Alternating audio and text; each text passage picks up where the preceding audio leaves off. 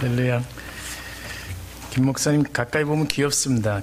좀 보고 싶지 않았습니까? 뭐 보고 싶었습니까? 이렇게 할 때 좀 징그럽죠, 그죠? 네. 늘 그러세요. 늘 제가 한 15년 뵀는데 이렇게 좀 징그럽지만 귀여운. 네. 저도 보고 싶었습니다, 여러분. 네.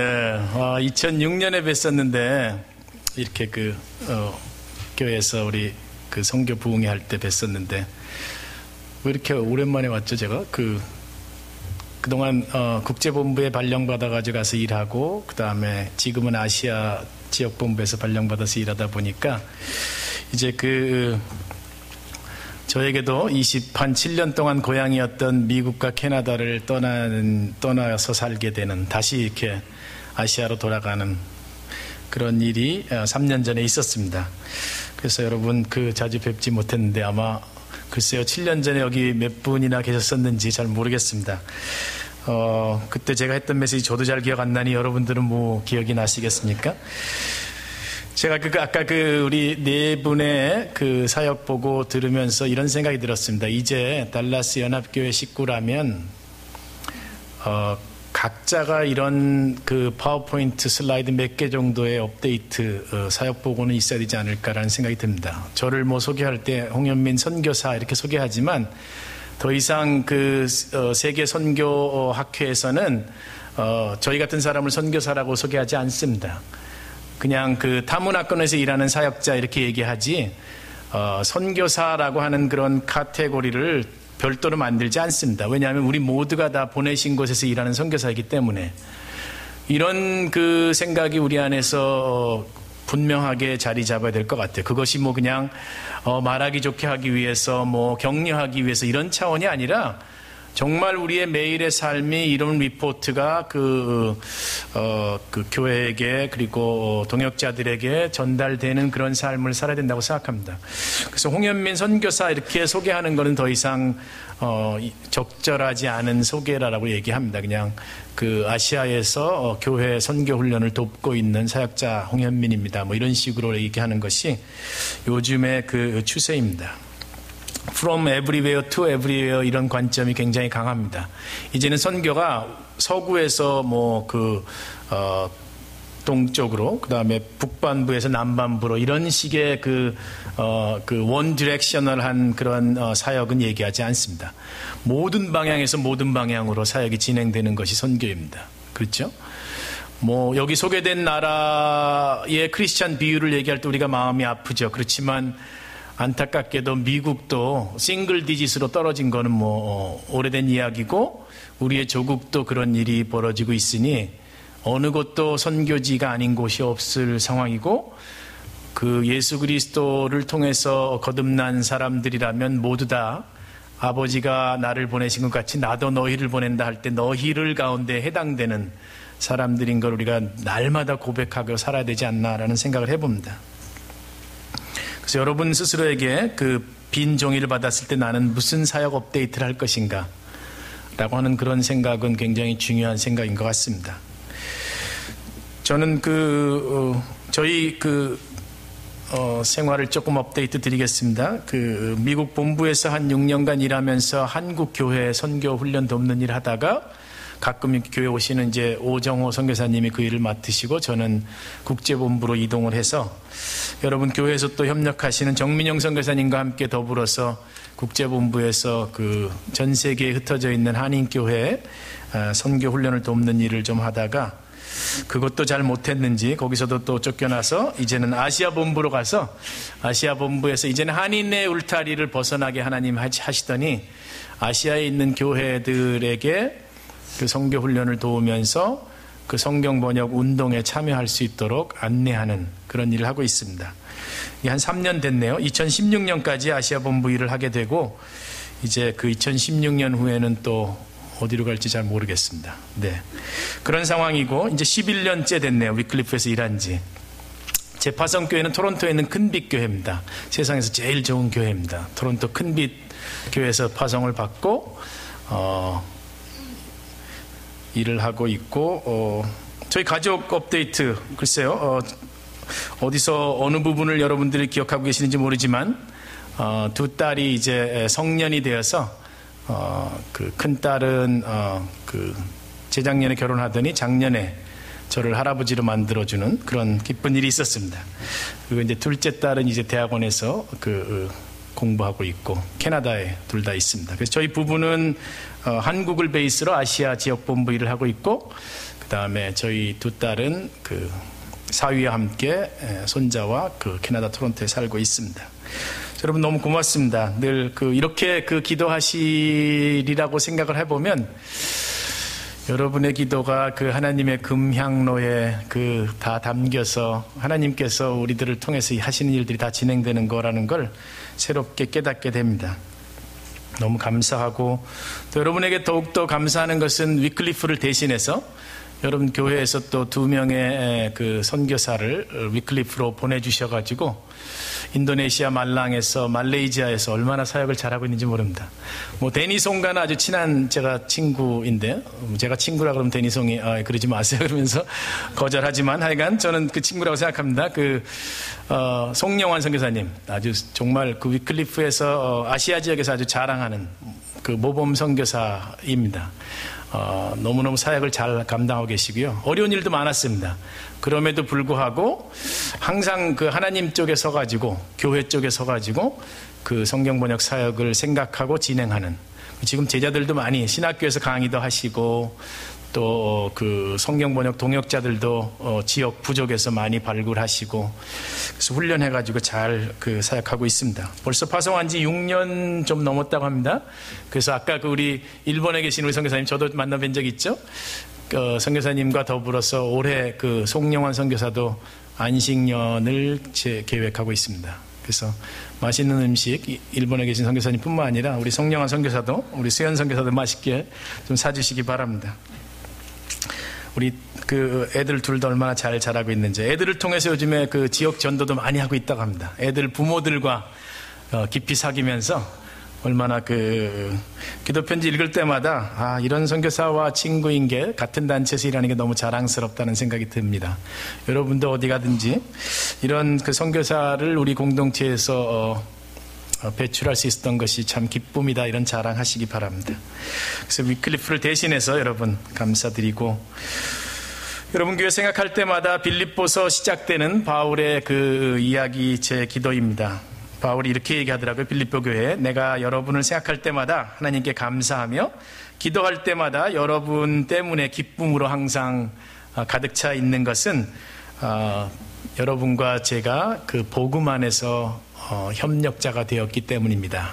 Partners in Gospel, 이렇게 얘기하더라고요. 복음 안에서의 협력자.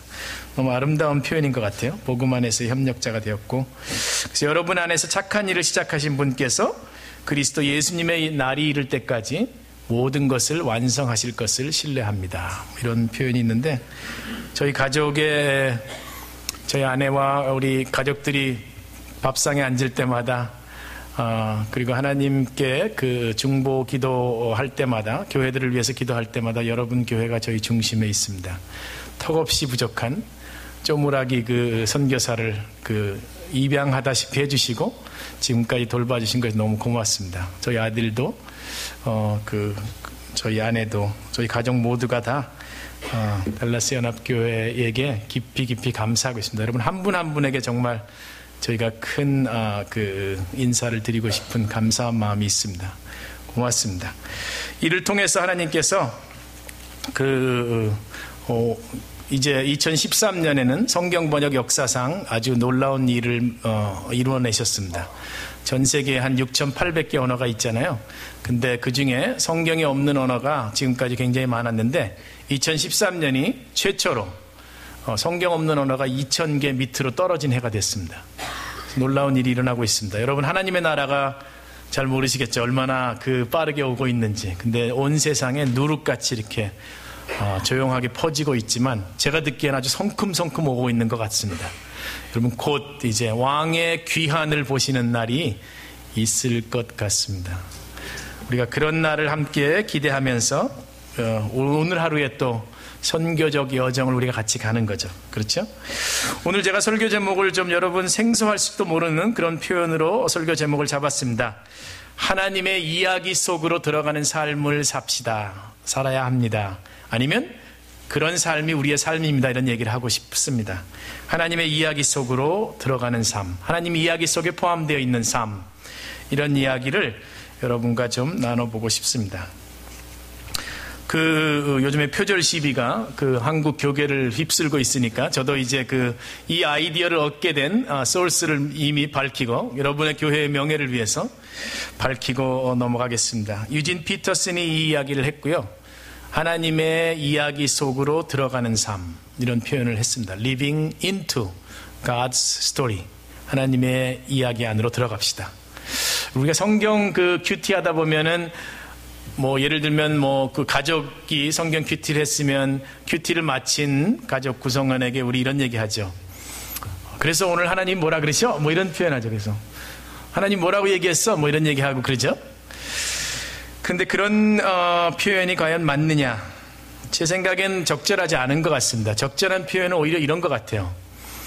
하나님의 이야기 안에서 당신을 발견했어? 라고 하는 표현이 맞는 것 같아요. 하나님의 전체 역사 운행 가운데 당신이 오늘 왜 이곳에서 어떤 삶을 살아야 되는지 그걸 혹시 오늘도 알게 됐어? 라고 물어보는 것이 적절한 것 같아요. 우리는 성경을 읽을 때 자꾸 오늘의 의사결정을 위한 무슨 힌트를 얻었느냐 이런 식의 자세를 가지고 성경을 읽고 있는데 그것도 이해할 수 있는 질문이지만 그러나 가장 적절한 이해는 하나님의 이야기 가운데 우리 인생이 어떻게 fit in, 맞아떨어지고 있느냐, 그 안에서 어떤 의미가 있느냐라고 물어보는 것이 더 적절한 것이 아닌가라는 생각이 듭니다. 저는 귀납적 성경 공부가 적절하다, 의미가 있다라고도 하지만 그러나 성경은 귀납적으로만 보면 적절하지 않다고 생각합니다. 부족하다고 생각합니다. 성경은 연역적으로 봐야 됩니다. 성경이 쓰여진 이유, 성경의 전체 줄거리 가운데서 내가 오늘 읽는 패시지가 연결이 돼야지만 적절하게 바르게 이해된다고 생각합니다. 그러니까 성경은 전체 줄거리 안에서 오늘의 이야기 그리고 하나님의 전체 역사 운행 가운데서 나의 삶의 이야기를 찾아내지 않으면 영어 표현으로 You are missing the boat, 잘못 이해할 수도 있다는 생각이 듭니다. 저는 어렸을 때 이제 어머니의 태중에서 이제 교회 생활을 시작했는데 제가 제일 즐겨 부르던 찬송은 아마 나의 사랑하는 책 비록 헤어졌으나 어머님의 무릎 위에 앉아서 이 찬송이었던 것 같아요. 주일학교 가면 늘 그 찬송으로 이렇게 예배를 드렸던 것 같습니다. 그러면 아이들이 막 소리를 질러가면서 나의 사랑하는 책 비록 헤어졌으나 그러면서 이제 이런 찬송을 부르고 나면 이제 교회에서 제일 이야기를 잘하는 선생님이 나오셔가지고 자 이제 그러면 하나님의 이야기를 들려줄게 라고 하면서 이게 특히 오후 시간에 주일 오후 예배 때는 이야기가 아주 풍성한 그런 때가 기억이 납니다. 제 친구 중에 침례교에서 목회하는 친한 친구가 있는데 초등학교 때부터 대학교의 동창이니까 좀 특별한 인연이죠. 이 정승용 목사는 언젠가 제가 대전에 가봤더니 이렇게 하더라고요. 우리 왜 새생명 축제 같이 왜 새신자 또는 생고구마 전도하는 이런 축제 하잖아요. 근데 그 교회는 새생명 축제를 주제를 정해가면서 하는데 제가 방문했던 해의 주제는 크리스찬이었으나 교회를 떠난 사람들만을 초대하는 그런 백슬라이딩 한 사람들을 초대하는 그런 주제를 가지고 새생명 축제를 하더라고요. 왜냐하면 한국의 크리스찬이 한때 25% 이상이었는데 지금 10% 미만으로 떨어졌잖아요. 그 15%의 갭을 구성하고 있는 백슬라이딩 한 크리스찬들이 많은 것 같아요. 우리 주변에도 많죠. 그런 사람들을 초대하는 일들이 필요한 것 같아요. 그럴 때 부르기 적당한 찬송이 제 생각엔 이 찬송인 것 같아요. 나의 사랑하는 책 비록 헤어졌으나 어머님의 무릎 위에 앉아서 듣던 옛날 나이든 선생님을 듣던 하나님의 이야기를 내게 다시 들려달라는 그런 생각이 있어요. 우리 교회도 아마 그런 일을 좀 했으면 좋겠습니다. 백슬라이딩 한 사람이 굉장히 많습니다. 그런 사람들을 우리가 초대하는 그런 일이 좀 있었으면 좋겠어요. 그러면 이제 그 성경을 읽을 때에 우리들의 많은 경우는 이제 그 성경을 이렇게 조각조각 읽는 경우가 많이 있습니다. 이렇게 전체 이야기가 한 줄에 엮여 있는 것으로 보지 않고 조각조각으로 보거나 아니면 이곳에서 그 무슨 생활의 교훈, 도덕적인 교훈을 찾으려고 하거나 아니면 뭐 신학적인 명제를 찾으려고 하거나 뭐 이런 그 마음가짐을 가지고 성경을 보는 경우가 많이 있는데 오늘 저는 그것에 대해서 성경은 하나님의 하나의 큰 이야기입니다. 영어로 이제 메타 내러티브 이런 표현을 합니다. 또는 그랜드 내러티브, 큰 그랜드 뭐 오프닝 이럴 때 한 그랜드 내러티브 이야기라고 하는 그런 그 주제를 가지고 여러분하고 좀 이야기를 나누고 싶고 성경을 읽을 때에는 그래서 내가 그 성경 안으로 들어가서 성경의 한 이야기의 어떤 부분을 구성하고 있다라고 하는 것을 그 관점을 가지고 보셔야지만 성경을 바르게 보는 것입니다라고 하는 이야기를 좀 하려고 합니다. 큰 이야기의 흐름을 이해하는 것 굉장히 중요합니다. 예를 들어서 이제 우리가 이솝우화 같은 데 보면 이런 장면이 나옵니다. 그 까마귀가 나뭇가지에 앉아 있습니다. 입에는 먹이를 물고 있습니다. 근데 그 바로 밑에 땅에 여우가 그 까마귀를 쳐다보면서 뭐라고 이야기를 하는 그런 그림을 봤다고 합시다. 근데 이 그림을 가지고는 뭔가 이해가 안 됩니다. 왜 여우가 앉아가지고 나뭇가지에 앉아있는 까마귀한테 뭔가를 이야기하고 있는가? 잘 이해가 안 됩니다. 여우는 뭐 자기 짐승을 먹을 것을 사냥하기 위해서 숲속을 다녀야지 왜 나뭇가지에 앉아있는 까마귀를 바라보면서 이야기를 하고 있는가? 또는 또 이제 동화 이야기에 까마귀님 그 아름다운 목소리를 가지고 입을 벌려서 노래를 한번 해보시기 바랍니다. 저에게 그 노래를 들려주십시오. 뭐 이런 식의 이야기를 하고 있다면 전체 이야기를 모르면 도대체 이 장면이 뭘 얘기하는 거야? 라고 하는 그런 궁금증이 들 수 있습니다. 만일 우리가 전체 이야기가 이런 것으로 이해를 한다면 우리는 이 부분이 이해가 잘 됩니다. 예를 들면 그 숲속에 큰 가뭄이 있었고 동물들이 먹을 것이라고는 하나도 없어졌습니다. 그런데 배가 고픈 여우가 까마귀가 먹을 것을 가지고 있는 것을 보고 그 까마귀를 좀 현혹시켜서 입을 벌려 노래를 하게 만들면 입에 있는 음식이 떨어져 가지고 자기가 먹게 될 것이고 이런 것을 노리고 있어서 까마귀에게 아첨을 하면서 노래를 한번 불러보라고 이런 얘기를 하고 있다라고 하는 그런 얘기를 알게 된다면 이 그림이 우리가 이해가 되는 거죠. 우리가 왜 맥도날드가 됐던 카페에 앉아가지고 335 이야기를 하고 있습니다. 막 이야기를 누군가가 진행하고 있는데 한 사람이 늦게 도착했습니다. 그러면서 한 대목만 듣고 이야기가 진행되는데 한 대목만 딱 들은 다음에 아니 왜 철수는 그런 식으로 의사결정을 해? 뭐 이런 데든가 걔는 그럴 줄 알았어? 뭐 이런 데든가 이런 식으로 하면 이야기를 나누던 사람들이 이렇게 얘기하죠. 에이 앉아 그 얘기가 아니야. 앉아서 얘기를 들어봐. 그러면서 전체 이야기를 들어보라고 이렇게 설득할 수 있겠죠. 아니면 누군가가 친절하게도 무슨 얘기를 한 거냐 하면 이런 얘기를 하고 있었던 거야. 그러면 그렇구나. 그래 내가 멍청한 얘기를 했네. 뭐 이러면서 이제 앉아가지고 이야기를 참여하게 되겠죠. 그러니까 이제 전체 이야기를 알아야지만 그 대목의 이야기들이 make sense 해진다는 얘기죠. 성경도 그런 식으로 봐야지만 이해가 된다는 얘기입니다. 근데 우리는 그런 식으로 이해를 잘 못하는 것 같아요. 성경 전체를 우리가 어떻게 이해합니까? 66권이나 되고 정말 그 구약으로 접어들면 접어들수록 목사님 이번에 예루살렘 다녀오셔가지고 그 지명들이 make sense 한다라고 자꾸 어저께부터 점심부터 얘기를 하시더라고요. 저는 아직도 make sense 안 합니다. 온갖 지명들의 이름들이 그 하나님의 이야기랑 잘 연결이 잘 안 되는 것 같아요. 우리들은 그렇잖아요. 그래서 이야기 들으면 그때는 이해가 되지만 또 며칠 가면 또 이해가 안 되고 전체 이야기가 창세기부터 계시록까지 꿰뚫고 있는 그런 관통하고 있는 이야기가 있다는 것이 잘 생각이 안 듭니다. 이런 상황 가운데 우리는 자꾸 더 큰 배경의 이야기가 있다는 것을 알고 그것이 무엇인가 그리고 내가 지금 읽고 있는 에피소드들이 토막들이 전체 이야기 가운데 어떻게 연결되는가를 모른다라고 한다면 성경을 아전인수격으로 또는 하나님의 역사 운행과는 상관없이 이해할 수 있는 오해하는 그런 실수를 저지를 수도 있다는 얘기입니다. 제가 이제 여러분에게 조금 도움을 드리기 위해서 여러분 주보에 보면은 오늘 설교 줄거리를 제가 드리게 되어 있는데 미리 준비를 못해가지고 못 드렸고 공란을 이렇게 그 블랭크 페이지를 만들어 드렸죠. 이제 펜과 여러분 그 주보에 그 페이지를 펴셔야 됩니다. 제가 이제 조금 이해를 도와드리려고요.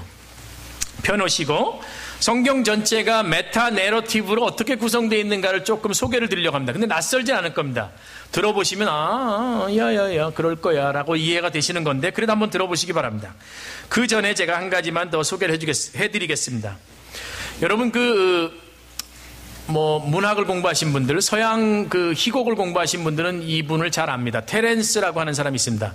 테렌스라고 하는 사람이 있는데 아프리카 사람인데 서양의 희곡의 희곡의 틀을 만든 사람이 바로 이 사람이라고 합니다.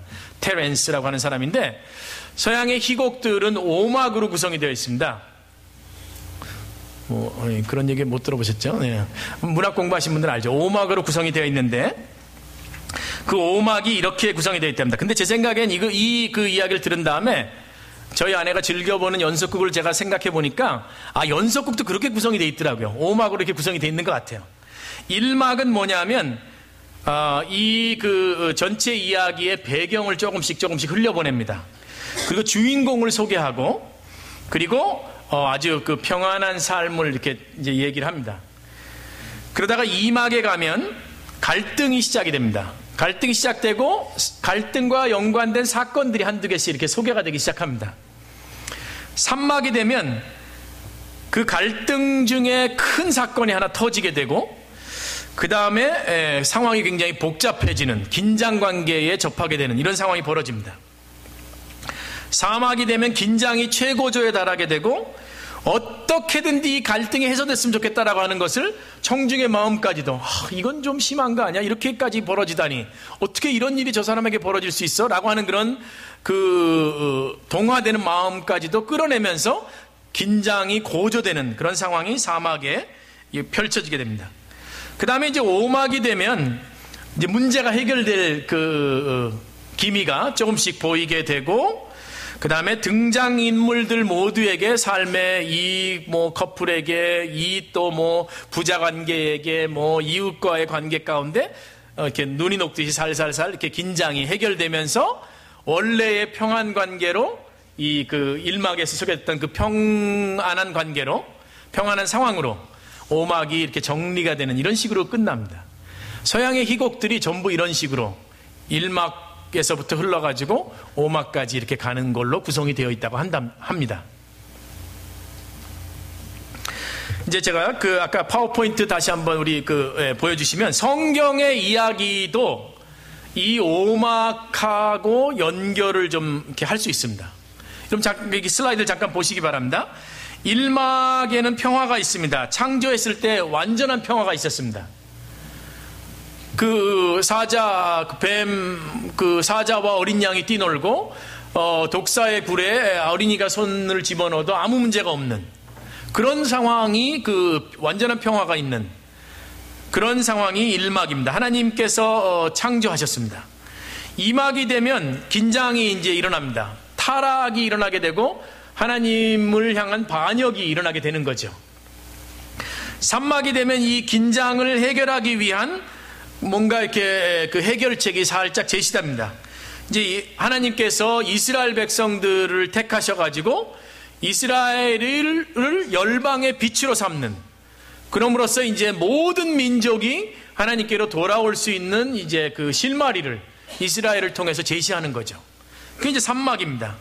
그러다가 이제 신약과 구약의 침묵기라고 하는 이 중간 시기가 한 400년가량 진행이 되다가 4막이 되면 이제 갈등 해결의 온전한 키로서 하나님의 아들 예수 그리스도가 이 땅 가운데 오게 되는 거죠. 그러면서 이제 5막이 열리게 됩니다. 5막은 이제 왕에 대한 소식이 예루살렘에서부터 로마까지 이렇게 전파가 되면서 5막이 진행이 되죠. 근데 이게 우리가 아까 봤던 테렌스의 구조는 5막으로 끝나지만 우리 생각에는 한 막이 더 있는 게 좋을 것 같아요. 6막이 있는 게 좋을 것 같습니다. 5막의 1장은 예루살렘에서 로마까지 예수 그리스도의 이 땅 가운데 오심이 전달이 되고 2막은 블랭크 2막은 빈 그 내용으로 있습니다. 그 다음에 6막이 있는데 6막은 뭐냐면 계시록이죠. 요한계시록입니다. 이제 7 나팔이 울려 퍼지고 봉인이 다 열리면서 이제 그 천사들의 호의를 받고 예수 그리스도 왕이 다시 이 땅 가운데 귀환하시면서 새 하늘과 새 땅이 열리는 그런 게 이제 열리게 되죠. 그러니까 이제 아까 그 테렌스의 5막의 구조보다 우리는 한 막이 더 있는 게 적절한 것 같아요. 우리는 결론이 온전하게 드러나 있는 그런 역사 운행 또는 이야기 가운데 우리의 삶이 진행되는데 현재 우리가 머물고 있는 것은 5막의 2장인 것 같습니다.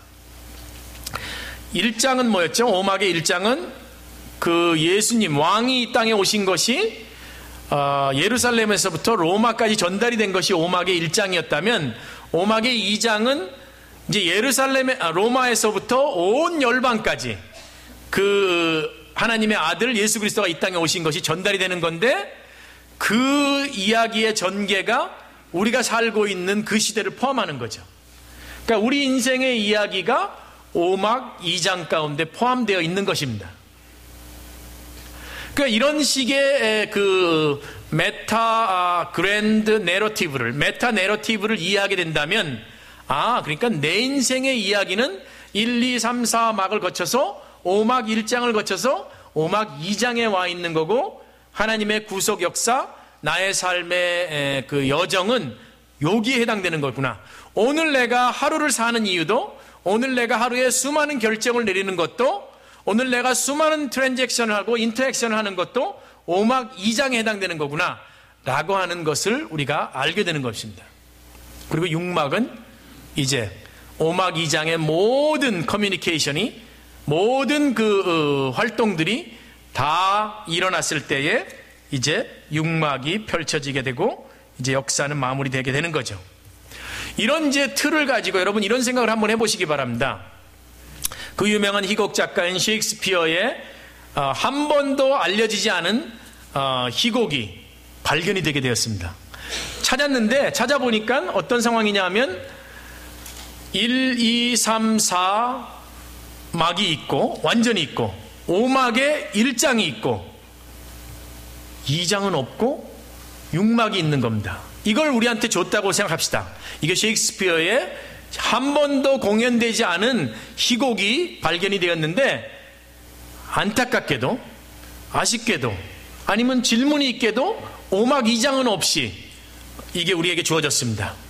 그러면 당신은 연극 배우인데 연극 배우로서 이 6막에 한 번도 공연되지 않은 셰익스피어의 이 희곡을 한번 공연할 준비를 해보시기 바랍니다 라고 한다면 우리들에게는 이제 숙제가 주어진 겁니다. 그렇죠? 5막 2장이 비어있으니 5막 2장을 무엇으로 채울 것인가에 대한 생각을 해야 됩니다. 그 생각을 하기 위해서는 뭘 해야 될까요? 5막 2장 전에 1, 2, 3, 4막과 5막 1장 이미 우리에게 주어진 내용들을 우리가 면밀하게 검토를 해봐야 됩니다. 이야기가 어떻게 진행되어 왔나? 완전한 평화 가운데 갈등이 있었고 갈등을 해결하려고 하는 그런 해결책이 제시됐고 그 해결책이 완전하게 제시됐고 그 해결책이 완전한 해결책이 전개가 되다가 없어졌네? 5막 2장이 그럼 블랭크 페이지가 돼버렸네? 그랬으니 이제 그러면 우리 생각에는 이스라엘 백성들이 하나님을 섬겨왔던 것 교회가 생겨나면서 하나님을 섬겨왔던 것 예수님의 제자 12제자가 예수님을 따랐던 것을 참조함으로써 그죠? 참조함으로써 5막 2장을 채워나갈 수 있는 거죠. 전혀 엉뚱한 스토리를 만들 수가 없는 거 아닙니까? 그죠? 여기서부터 우리가 지금까지 1, 2, 3, 4막과 5막 1장과 흐름이 연결이 되지 않는 이야기를 5막 2장에서 쓸 수가 없는 거죠. 그것이 뒤를 돌아보는 것이라면 앞도 봐야 됩니다. 6막이 주어졌기 때문에 6막을 보니 모든 나라와 족속과 백성과 방언에서 나온 사람들이 하나님 보좌 앞에 서서 구원하심이 하나님과 어린 양에게 있습니다라고 하는 찬송이 계시록 5장에도 7장에도 쓰여져 있네. 그렇다라고 한다면 5막 2장은 1, 2, 3, 4막의 흐름과 더불어서 6막의 흐름과 연결이 되도록 만들어져야 되는구나 라고 하는 힌트를 얻을 수 있는 거죠. 그러면서 이제 우리는 오막 2장을 쓰는 겁니다. 그게 우리가 지금 살아가는 인생입니다. 여러분과 저는 오막 2장을 지난 오막 1장까지 이야기를 참조하면서 6장의 최종 결론을 또 바라보면서 전방과 후방을 보면서 오막 2장을 쓰고 있는 것이 우리의 인생이란 얘기입니다. 다 아는 얘기를 굉장히 복잡하게 설명했죠, 그죠? 네. 그러나 한번 그렇게 생각해 보시기 바랍니다. 와, 내가 오막 2장의 주인공이구나. 오막 2장을 하나님께서 쓰셔야지만 역사가 완성되는 건데 그 쓰는 역할을 나 같은 녀석에게 맡겨놨구나. 여러분 감사할 일이 없습니까? 요즘에 인생이 너무 공고하십니까? 비즈니스도 힘드시고 가족 가운데도 그 어려운 일들이 많으시고 정말 메마른 땅을 늘 걸어가는 것 같은 힘드신 가운데 있습니까? 그런데 그 메마른 땅을 걷는 것이 오막 2장을 쓰는 그러한 상황이라는 겁니다. 이 메마른 땅 가운데서 광야에서 식탁을 차리시는, 광야가 뭔지는 우리 김 목사님 우리 예루살렘 그 견학을 통해서 한번 배우시기 바랍니다.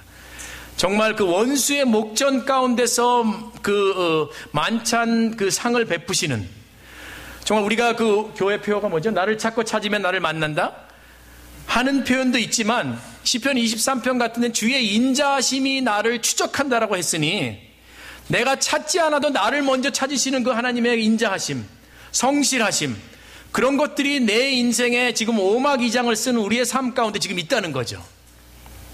하나님이 이 모든 것들을 오막 2장을 쓰기 위해서 우리에게 의도적으로 제시하신, 우연이 아니라 필연적으로 제시하신 그 하나님의 오막 2장의 배경이고 역사의 현장이라는 겁니다.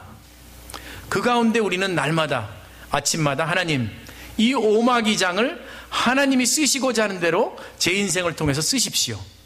제가 하나님의 붓입니다. 제가 하나님의 먹물입니다. 하나님 저를 붙잡으셔가지고 이 오막 2장에 그 빠져있는 역사를 쓰시기 바랍니다라고 하는 그런 간구가 우리 가운데 있기를 하나님께서 원하시는 가운데 우리를 구원받은 백성으로 불러놓으셨다는 얘기입니다. 이게 이해가 되면 내가 왜 사는지가 이해가 됩니다. 이게 이해가 되면 내가 왜 달라스에 있는지가 이해가 됩니다. 이게 이해가 되면 왜 내가 달라스 연합교회에 속해 있는지가 이해가 됩니다. 이게 이해가 되면 내가 왜 예수 그리스도처럼 십자가를 지고 가난하고 소외된 사람들을 향해서 단순한 삶을, 검소한 삶을, 청지기적 삶을, 그리고 순교자적 삶을 살아야 되는지가 이해가 됩니다. 이게 이해가 안 되면 왜 나에게만 이렇게 Why me? Why not me? 라고 하는 질문을 계속해서 하는 그런 어리석은 그런 우리들이 되는 거죠. 그래서 이런 것들이 굉장히 중요한 이야기라는 이야기를 여러분하고 같이 한번 상기해 보고 싶었습니다. 많은 사람들은 이런 이야기를 하게 되면 이제 이런 질문을 합니다. 어떻게 그러면 내 삶이 하나님의 오막 2장을 쓰는 삶이 됩니까? Give me some hint. 다른 사람의 이야기를 조금 들려주세요. 그러면 제가 참조할게요. 그게 내 삶은 아닐 겁니다. 왜냐하면 그 사람의 삶이니까. 그러나 제가 참조를 할 수 있을 것 같습니다. 라고 하는 그런 모델을 찾는 그런 질문들이 많이 있습니다. 저는 두 가지 질문을 드리고 싶습니다. 다른 사람의 이야기가 있습니다. 그러나 그 이야기를 들려드리기 전에 제가 한 가지 이런 이야기를 드리고 싶습니다. 여러분, 우리들이 지금 살고 있는 이 시대는 초대교회의 그 팔레스타인 지역의 1세기의 그 이야기를 참조할 수는 있지만 그러나 그대로 우리가 반복할 수는 없습니다. 예수님이 제자들이 살았던 그 생활을 참조할 수는 있지만 그대로 반복할 수는 없습니다. 왜냐하면 그 사람들이 21세기 텍사스의 달라스의 이민자로서의 삶을 살아보지 않았기 때문에, 한국 문화를 배경으로 하면서 코리안 아메리칸으로 살아보지 않았기 때문에 그 사람들이 우리의 삶을 살 수 없는 것처럼 우리도 그 사람들의 삶을 그대로 살 수는 없습니다. 그렇기 때문에 우리는 창의적일 수밖에 없습니다. 그렇기 때문에 우리는 많은 상상력을 동원해서 그 사람들이라면 지금 우리들의 삶 가운데 어떻게 살 것인가, 나는 내가 만약에 1세기에 살았다면 어떻게 살았을 것인가 라는 그런 상상력을 동원해야지만 합니다. 반복할 수는 없습니다. 원리는 배울 수 있지만 삶의 모델을 우리가 답습할 수는 없다는 얘기입니다. 그렇기 때문에 우리는 그 연속적이지만 불연속적인 삶을 살아야 됩니다. 연속적이지만 창의적인 삶을 우리가 살아야 됩니다. 이것이 선교적 교회 논의 가운데 굉장히 중요한 논의입니다. 우리 교회가 선교적 교회를 향해서 성숙을 기도하고 있죠. 점점점 성숙해가고 있지만 우리에게 빼먹어야 될 질문이 이겁니다. 우리가 따라가야 될 교회의 모델을 주십시오라고 하는 질문을 할 필요가 없다는 얘기입니다. 왜냐하면 지금 우리가 놓여져 있는 이 복음적 상황은 다른 교회가 한 번도 경험해보지 못한 그런 상황이기 때문에 그렇습니다. 그리고 우리의 삶이 다른 사람의 삶을 그대로 반복할 수 없는 삶이기 때문에 그렇습니다. 내 남편 같은 사람, 내 아내 같은 사람, 내 자녀 같은 사람, 그 미니스트리 컨텍스트 가운데 똑같이 놓여 있는 사람이 어디 있겠습니까? 다 다르죠. 그렇기 때문에 우리는 원리를 참조할 수 있지만 반복할 수는 없는, 똑같이 복사할 수는 없는 그런 삶을 살고 있는 거죠. 그럼에도 불구하고 제가 이제 오막 2장을 쓰고 있는 하나님의 이야기 가운데 자신의 이야기를 포지셔닝하고 쓰고 있는 사람의 이야기를 한 부부를 이야기를 들면서 좀 이야기를 해드리려고 합니다. 제가 2주 전에 아내와 함께 그 상하이에 있었습니다. 상하이 한인연합교회에서 엄경 목사님이 교회 다녀가셨죠? 몇 년 전에 그 선교적 교회 세미나를, 비즈니스 에즈 미션 세미나를 저희가 같이 한 적이 있었습니다. 그 세미나에 그 선교적 삶, 비즈니스 에즈 미션, 뱀 사역의 이야기를 전달할 사람으로 브라이언하고 에스터라고 하는 그 부부가 LA에서 왔습니다. 브라이언 전하고 에스터 전은 초등학교 때, 그리고 아내는 고등학교 때 이민을 와가지고 이제 1.5세로 이곳에 살았습니다. 브라이언은 아키텍트입니다. 근데 그러다가 비즈니스를 창업하고 싶어가지고 비즈니스를 하나 세우는데, 왜 미국의 성공한 사람들은 비즈니스를 다 이렇게 차고에서부터 시작하잖아요. 이 사람도 이제 자기 가라지에서 블루프린트를 그려가면서 이제 비즈니스 시작합니다. 브라이언은 지금 이제 저랑 비슷한 나이입니다. 50대 초반의 나이인데, 여러분 한번 나중에 검색해 보시기 바랍니다.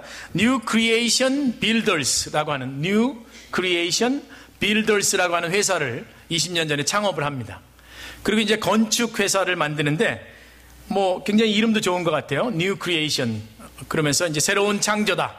자기가 만드는 것이 이제 늘 새로운 거니까 그걸 만들어가면서 이제 그 건축 회사를 하는데, 지금은 이제 미국 안에서 한국인이 운영하는 그 건축 회사로서는 가장 큰 회사가 됐다는 그런 겸손한 리포트를 하더라고요. 근데 창업을 하면서부터 이런 마음을 가졌다 합니다. 나는 비즈니스 포 미션은 아니다. 예를 들면 많은 크리스찬들이 그러잖아요. 내 비즈니스를 잘 운영해서 여기서 남는 이익을 가지고 선교에 쓰이고 싶다, 이런 생각을 하잖아요. 근데 이분은 처음부터 나는 비즈니스 as 미션이다. 비즈니스 자체가 미니스트리다 라는 생각을 가졌답니다. 나는 사업을 하는 이유는 하나님의 나라 이 스토리 가운데 나의 스토리를 바르게 갖기 위해서 하는 것이다, 이런 생각을 가졌답니다. 20대 후반에 이런 생각을 가지고 창업을 했는데, 사업이 아니라 사역이라고 생각하니까 종업원이 아니라 가족이 되는 그런 거죠. 그러니까 예를 들면 이런 얘기를 하더라고요. 저는 한 번도 제가 인플로이라고 우리 직원들을 생각해 본 적이 없습니다. 그냥 제 가족이라고 생각합니다. 제 동생이고 제 형제들이라고, 그리고 조카들이라고 이렇게 생각합니다. 그러다 보니까 CEO인 이 브라이언한테는 늘 이렇게 직원들이 카운슬링을 하러 온답니다. 회사 일을 의논하러 오는 게 아니라 자기네 삶을 의논하러 오는, 오피스가 항상 오픈되어 있는데 많은 오피스에서 나누는 이야기들이 사업 전략을 나누는 것도 있지만 못지않게 삶을 나누는 이야기를 한답니다. 내가 아내랑 또 싸웠어요. I don't understand my wife. 이런 얘기를 한다든가. 이러면서 그럴 때 이제 브라이언은 자기 시간을 충분히 내주면서 그 이야기를 듣고, 이런 건 어때? 저런 건 어때? 내가 같이 기도해도 될까?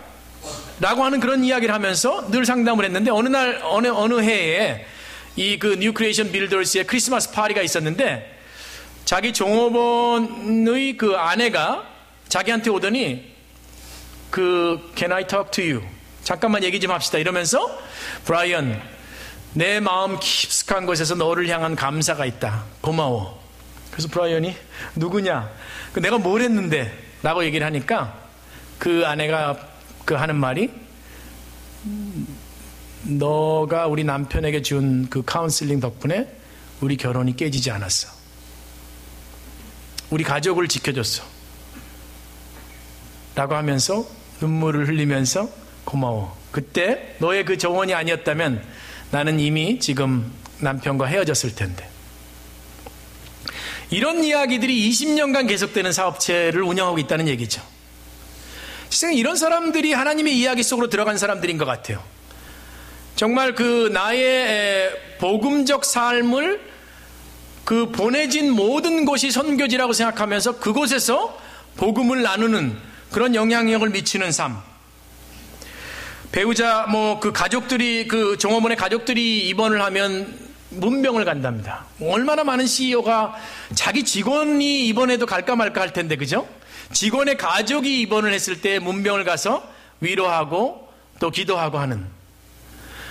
그래서 저는 이 사람으로부터 종업원을 이런 상담을 해줌으로써 크리스찬을 만들고 자기가 다니는 그 멀티 에스닉 교회로 인도해야지라고 하는 그런 의도를 이 사람으로부터 들어보지 않았습니다.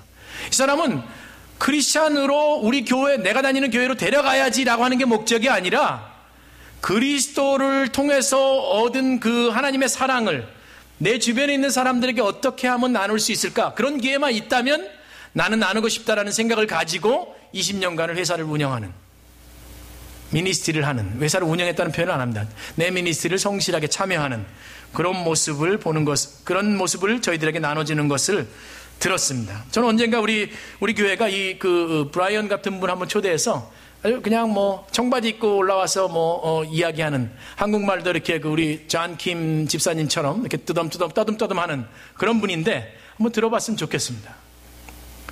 정말 우리 모두가 이 오막 2장을 써나가는 사람들이라고 하는 이야기를 이런 사람을 통해서 한번 들어보는, 자기 회사의 그 사업 운영에 하나님을 향한 고백을 이야기하는데 이런 얘기 하더라고요. 예수님이 우리 회사를 일주일간 방문하셔가지고 나랑 같이 일한다면 뭐라고 하실까? Would he be pleased? 하나님이 기뻐하실까? 우리 그런 얘기 많이 하죠. What would Jesus do? 이런, 예수님이라면 어떻게 하실 것이냐. 그렇지만 이분도 그런 생각을, 일주일 동안 내 미니스트리를, 내 사업을 예수님이 동행하신다면 나에게 뭐라고 말씀하실까? 맨 마지막 제가 기억나는 건 이런 겁니다. 나는 사업이 망해도 예수님을 찬양할 수 있을까? Would I still be praising God even if my company fails? 이런 얘기가 되더라고요. 너무 감동적이더라고요. 우리의 기도는 늘 하나님 이 사업을 좀 세워주십시오. 그러면 제가 하나님을 위해서 이런 식의 기도를 하고 있는데 이 사람은 It's all yours.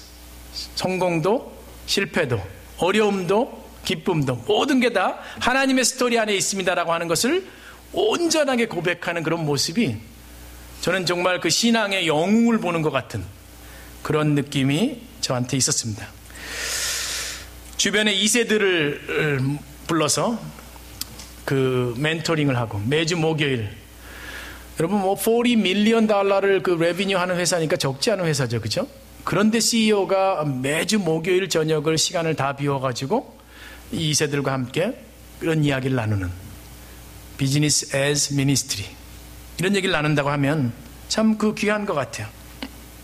사업가들과도 정기적으로 만나서 그런 얘기를 나누고, 드디어는 하나님께서 몰도바, 그 다음에 IT 같은 데 가서 마이크로 파이낸싱 그런 사역을 통해 가지고 그곳에 교회들과 크리스찬들에게 직업을 창출하고 자기가 했던 일을 참고하라고 하면서 거기서도 또